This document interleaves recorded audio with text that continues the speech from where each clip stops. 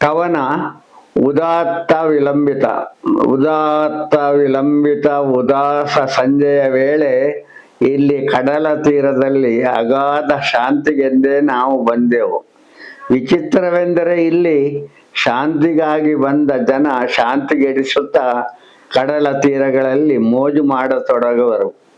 ಮೈ ಮಾತುಗಳಲ್ಲಿ ಅರಿವೆ ಕಳೆದುಕೊಳ್ಳುವರು.